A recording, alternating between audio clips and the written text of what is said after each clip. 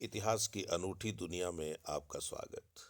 इतिहास पाठ में आज हम अशोक मौर्य के विषय में जानेंगे।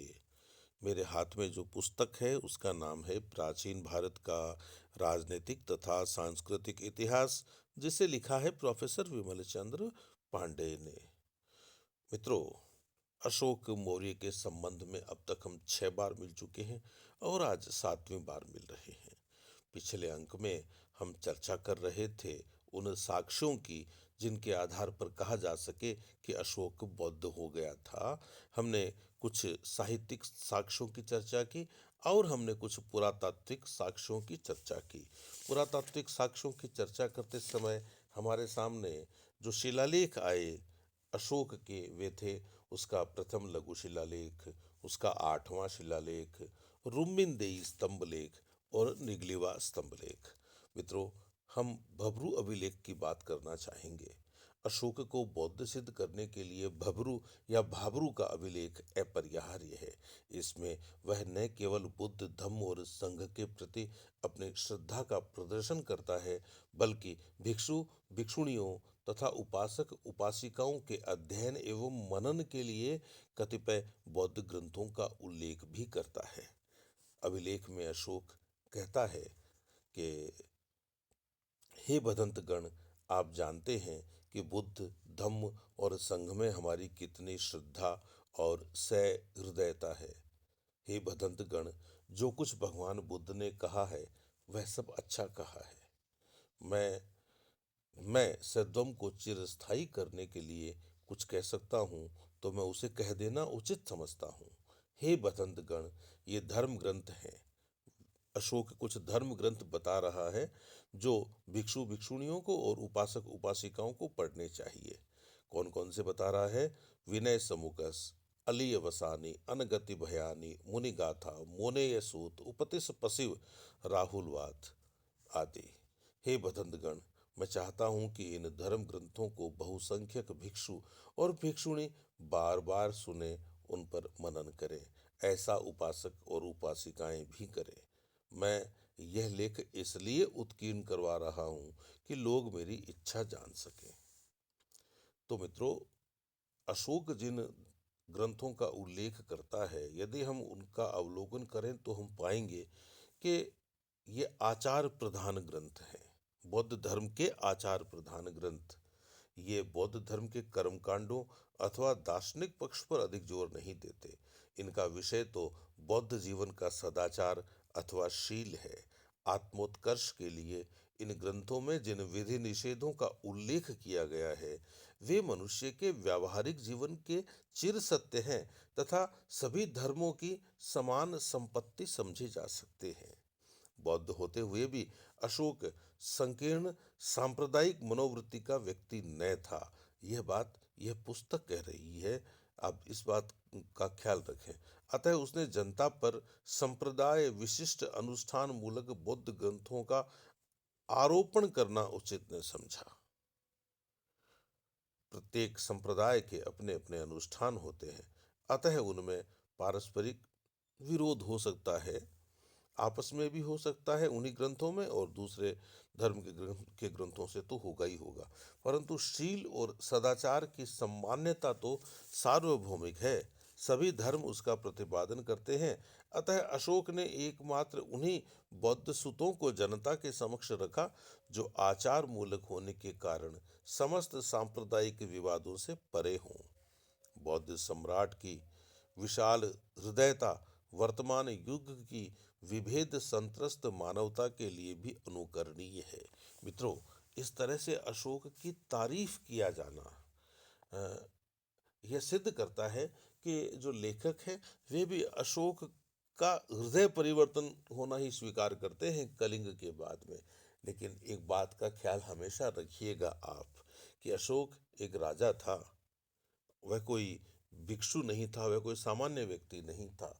और एक राजा यदि किसी धर्म विशेष को स्वीकार करता है और उससे इतना अनुराग रखता है कि उसके प्रचार प्रसार के लिए सारे काम छोड़कर निकल जाता है, तो हमें फिर यह मानना चाहिए कि इसके पीछे कोई दूसरा कारण भी हो सकता है। ये काम तो उसके लिए तब आसान होते जब वह भिक्षुक बन जाता। राजा राजा रह रहा है, भिक्षुक नहीं बन रहा है, और ये कह रहा है कि मैं धम्म के रास्ते चलकर विजय हासिल करूंगा, लोगों को जीतूंगा। तो आप समझ सकते हैं कि ये जितने भी काम हैं, जिनको देखकर लगता है कि अशोक का हृदय बहुत बड़ा था, बहुत विशाल था, ये काम राजनीति से प्रेरित होकर, कूटनीति से प्रेरित होकर किए गए हैं। फिर भी हमें एक बात तो माननी पड़ेगी कि यदि कोई राजा इस तरह से उपदेश देता है जनता को, जिस तरह से कोई धर्मोपदेशक दे रहा हो, तो निश्चित रूप से उस राजा में, भले ही वे कूटनीति का सहारा लेकर की गई हो, लेकिन कोई ऐसी बात जरूर है जो उसे दूसरे राजाओं से अलग करती है। सारनाथ, प्रयाग और सांची के स्तंभ लेखों की यदि हम बात करें, तो इन तीनों स्थानों पर अशोक के जो स्तंभ लेख मिले हैं, वे निर्विवाद रूप से अशोक को बौद्ध सिद्ध करते हैं। इन अभिलेखों में अशोक हमारे सामने बौद्ध धर्म के संरक्षक के रूप में आता है। इन अभिलेखों में उसने महामात्रों के नाम राजाज्ञा भेजी है कि बौद्ध संघ में भेद करने वाले व्यक्तियों का धार्मिक बहिष्कार कर दिया जाए और उनकी कुचेष्टाओं से बौद्धों को सावधान किया जाए। सारनाथ का स्तंभ लेख यदि हम देखें, मेरा देखा हुआ है यह स्तंभ लेख मित्रों, देवानाम पीय पीय दस्सी राजा इस प्रकार आदेश देते हैं कि पाटलिपुत्र, आगे कई बातें लिखी हुई कई स्थानों की। भाई, कहने का मतलब ये है कि इन स्थानों में कोई संघ में फूट न डाले, यानी बौद्ध धर्म के अंदर फूट नहीं डाले, आप बौद्ध धर्म के भीतर फूट न पड़े। तो आप समझ सकते हैं कि ऐसी बात नहीं है कि बौद्ध धर्म को मानने वाले सभी लोग आंखें आंखें बंद करके कोई एक ही विचार के पीछे चल रहे थे। जैसा कि वैदिक धर्म में हुआ, विभिन्न विचारधाराओं का संगम हुआ, अनेक विचारधाराएं स्वतंत्र रूप से आगे बढ़ती रहीं, तो वही प्रयास बौद्ध धर्म में हुआ। और अशोक ये चाहता था कि झगड़ा नहीं हो। तो लिखता है अशोक कि जो कोई चाहे, चाहे वह भिक्षु हो या भिक्षुणी हो, संग में फूट डालेगा, वह सफेद कपड़े पहनाकर उस स्थान पर खड़ा कर दिया जाएगा जो भिक्षु भिक्षुणियों के योग्य नहीं है। इस प्रकार हमारा यह आदेश भिक्षु संघ और भिक्षुणी संघ को सादर बता दिया जाए। आगे लिखा हुआ है कि इस प्रकार का एक लेख आपके संसरण में भेज दिया गया है, जिससे कि वह आपको सुगम हो। अशोक कहना चाहता है कि मैंने जो आदेश दिया है उसकी एक कॉपी है, वो आपके दफ्तर में रख दी गई है, भिक्षु भिक्षुणियों आप उसको देख लें।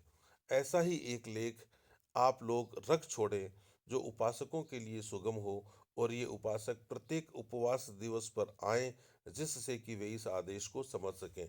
ऐसा ही एक आदेश है, वो भिक्षु भिक्षुणियों के अतिरिक्त उपासक उपासिकाओं के लिए हैं कि वे जब भी आएं तो उस आदेश को समझने की कोशिश करें।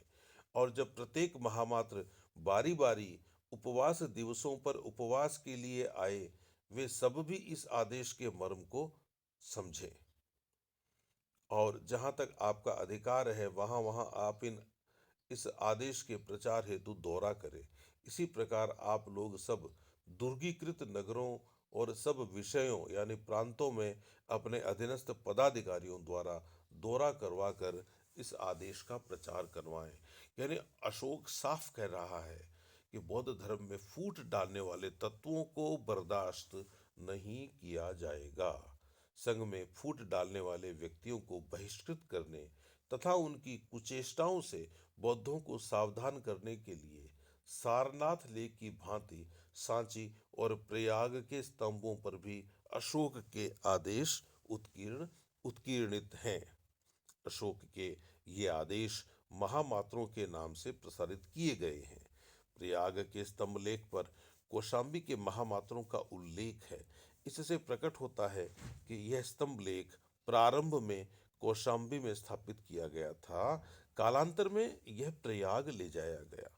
आदेश की एक एक प्रति महामात्रों के कार्यालय में आदेश की एक एक प्रति महामात्रों के कार्यालय में भेजी गई, जिससे वे स्वयं उसके तत्व को समझ सके और उसका प्रचार कर सके। उसकी दूसरी प्रति ऐसे स्थान पर रखने की व्यवस्था की गई जो उपासकों के लिए सुगम हो। कदाचित यह प्रति निगम सभा जैसे किसी स्थान पर रखी गई होगी जहां उपासक आते जाते रहें। इसके अलावा अशोक ने यह भी कहा कि आप लोग घूमिए और इनका स्थान स्थान पर प्रचार कीजिए। तो हम कह सकते हैं कि अशोक ने सभी को सचेत और सावधान कर दिया था कि भाई संघ में भेद डालने की कोशिश नहीं की जाए। और संघ भेद उत्पन्न करने वाले व्यक्ति के लिए अशोक ने दंड का निर्धारण किया था। इसका मतलब क्या है? अशोक कहता है कि उसे सफेद कपड़े पहनाकर ऐसे स्थान पर खड़ा कर दिया जाएगा जो भिक्षु भिक्षुणियों के योग्य नहीं है। बौद्ध भिक्षुओं और भिक्षुणियों के वस्त्र गेरुआ होते थे, अतः उन्हें सफेद वस्त्र पहनाने का अर्थ हुआ उन्हें हटा देना, उनको अपदस्थ कर देना और संघ से निकाल देना। तो ये ध्यान देने की बात है। इन अभिलेखों के वर्णन से स्पष्ट होता है कि अशोक संघ की एकता कायम रखने के लिए बहुत चिंतित था। अशोक के समय तक बौद्ध संघ में भेद हो चुका था। इसके परिणाम स्वरूप अनेक बौद्ध संप्रदाय बन गए थे। अशोक एक संप्रदाय का अनुयायी था और वह इन अभिलेखों द्वारा अपने उसी संप्रदाय में पुनः भेद होने की संभावना को निर्मूल करना चाहता था। यह भी संभव है कि अशोक के समय तक संघ में भेद न हुआ हो, परंतु कुछ विवादग्रस्त विषयों के कारण भेद हो जाने की संभावना रही हो। उसी संभावना को दूर करने के लिए अशोक ने ये अभिलेख खुदवाए थे। अतः किसी एक विशिष्ट बौद्ध संप्रदाय का संरक्षक न होकर अशोक, जैसा कि लेखक मानते हैं, संपूर्ण बौद्ध संघ का संरक्षक था। जहां तक प्रथम संभावना का प्रश्न है, उसके पक्ष में दीपवंश और महावंश तृतीय बौद्ध संहिता के समय तक बौद्ध धर्म दो विषयों में बट गया था। इस तरह से बता देते हैं, एक थेरवादी और दूसरा महासांघिकों का। पुनः थेरवाद की दो उपशाखाएं हो गई, महासांघिक की चार उपशाखाएं हो गई। इन सिंगली ग्रंथों में अतिरंजन दोष को स्वीकार करते हुए भी हम यह नहीं कह सकते कि वे झूठ बोल रहे हैं। अशोक के समय तक बौद्ध संघ में भेद हो जाना स्वाभाविक समझा जा सकता है। स्वयं वैशाली की द्वितीय बौद्ध संगीति के समय में भी 10 बातों को लेकर बड़ा विवाद खड़ा हुआ था। खैर, उस समय तो भेदकारी भिक्षुओं की दाल नहीं गली। संगीति का निर्णय उनके विपक्ष में रहा और इस प्रकार बौद्ध संघ की एकता कायम रही। लेकिन ऐसा प्रतीत होता है कि उसके बाद अनेकानेक धार्मिक, दार्शनिक एवं अनुष्ठानिक विषयों पर बौद्धों में परस्पर वाद विवाद बढ़ता जा रहा था और अशोक के समय तक बौद्ध धर्म एक नहीं रह सका। यह संभव है कि उसमें भेद न हुए हों जितने सिंगली ग्रंथों में वर्णित हैं, फिर भी भेद तो हुए थे। स्वयं अशोक अपने सांची के स्तंभ लेख में कहता है, भिक्षुओं और भिक्षुणियों का संग भिक्षुओं और भिक्षुणियों का संग समग्र कर दिया गया है। संघे समगे कटे। यदि संघ में भेद न होता तो संघ में समग्रता स्थापित करने की कोशिश का कोई मतलब नहीं होता। डॉक्टर भंडारकर का कहना है कि अभिलेखों में सर्वत्र एकमात्र संघ का उल्लेख होता है, विभिन्न संघों का नहीं। इससे प्रकट होता है कि बौद्ध संघ में कोई भेद नहीं हुआ था। उदाहरण के लिए अशोक के 7वें स्तंभ लेख को उद्धृत किया जा सकता है। इसमें आजीविकों निर्ग्रंथों के साथ संघ का उल्लेख किया गया है तथा उनकी देखरेख के लिए महामात्रों को आदेशित किया गया है। अतः यदि संघ में भेद था तो इस अभिलेख से तो यही अर्थ निकलता है कि सम्राट अशोक आजीविकों, निर्ग्रंथों और अपने सांप्रदायिक संघ के हितों की रक्षा के लिए सचेष्ट था, परंतु अन्य बौद्ध सांप्रदायिक संघ उसकी कृपा से वंचित थे। यह अर्थ लगाना नितांत अस्वाभाविक होगा, लेखक मानते हैं। अतः इस अभिलेख में उल्लिखित संघ का एक ही अर्थ हो सकता है और वह है समग्र भेदहीन बौद्ध संघ। समग्र भेदहीन बौद्ध संघ।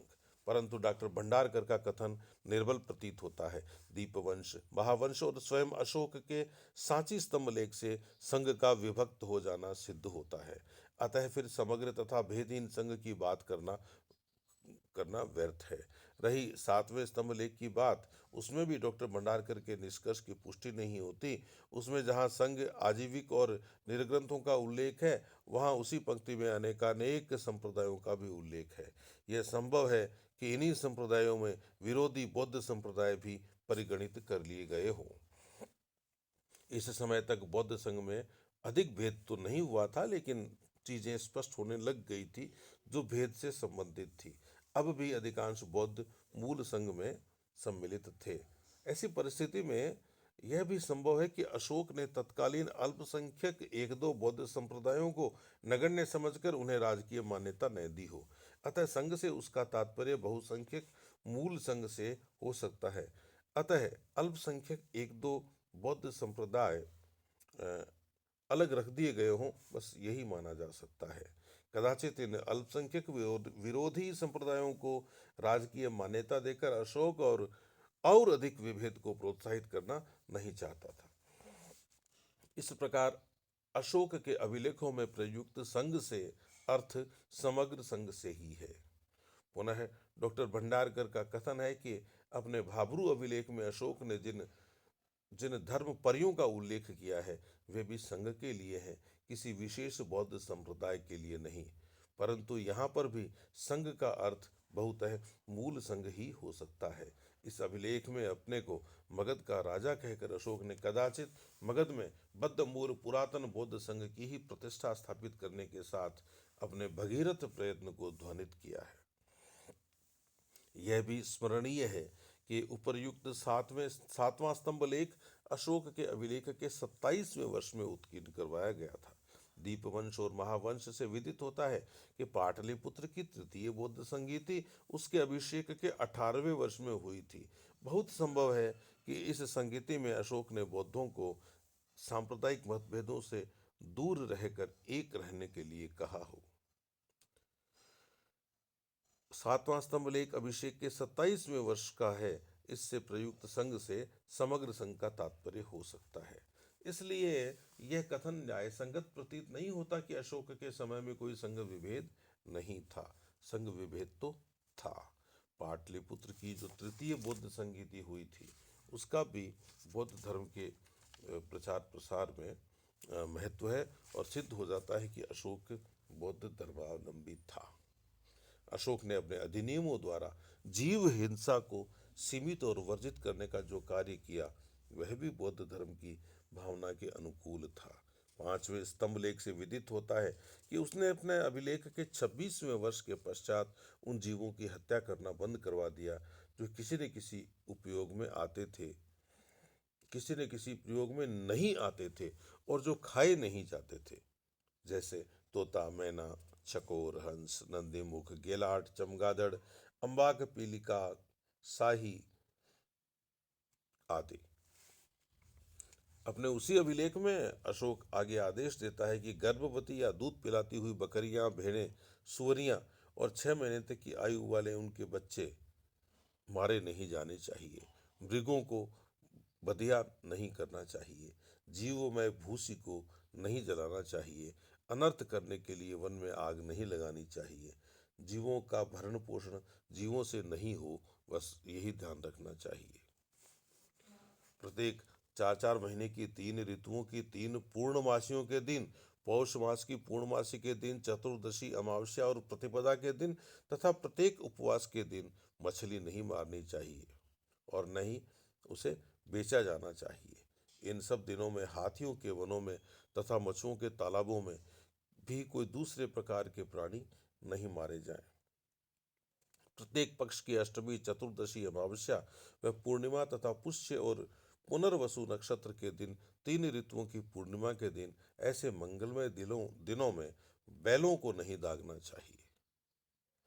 इस प्रकार अशोक ने जीव हिंसा को सीमित और वर्जित ही नहीं किया, वरन जीवों को होने वाले अनेक छोटे मोटे कष्टों को भी नियंत्रित करने का प्रयास किया।